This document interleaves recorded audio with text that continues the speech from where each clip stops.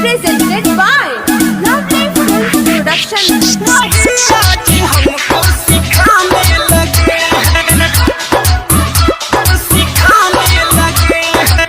आप सुन रहे हैं अमित पटेल की आवाज में।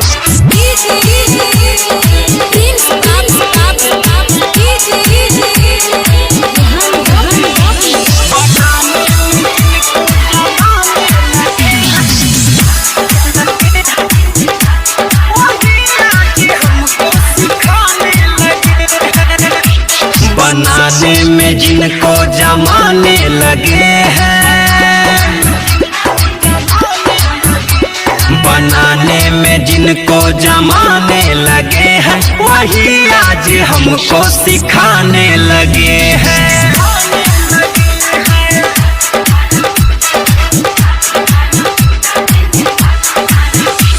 मोहब्बत तो करना हम ही ने सिखाया, मोहब्बत तो करना हम ही ने सिखाया, मोहब्बत का मतलब बताने लगे हैं।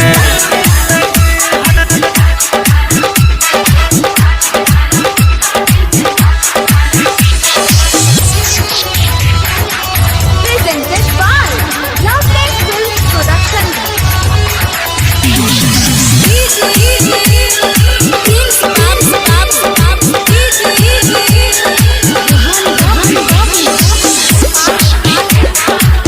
आप सुन रहे हैं अमित पटेल की आवाज में।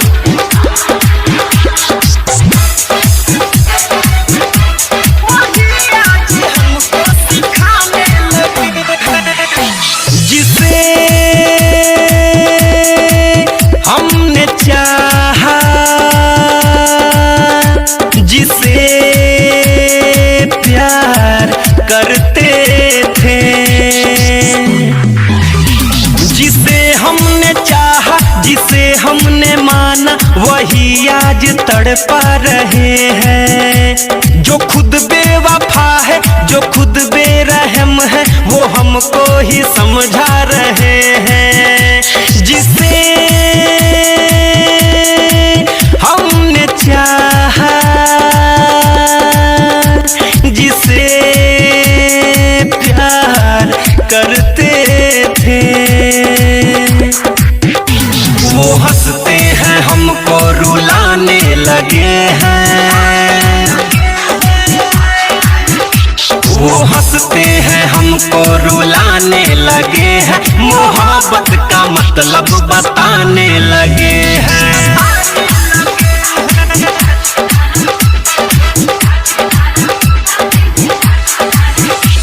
बनाने में जिनको जमाने लगे हैं, वही आज हमको सिखाने लगे हैं।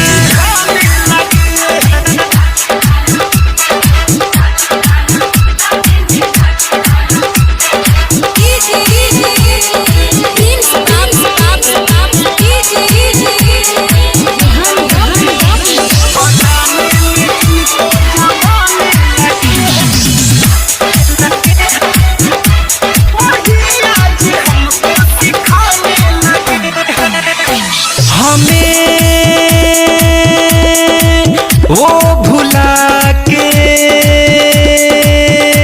किसी पे मरते हैं, हमें वो भुला के, हमें वो रुला के किसी और पे मर रहे हैं।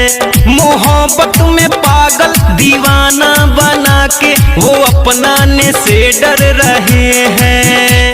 हमें वो भुला के किसी पे मरते हैं, कि उठ ना सकेंगे गिराने लगे हैं,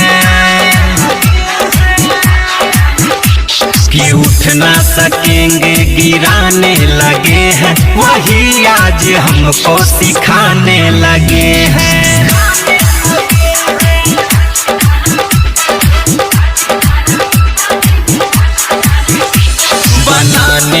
जिनको जमाने लगे हैं वही आज हमको सिखाने लगे हैं।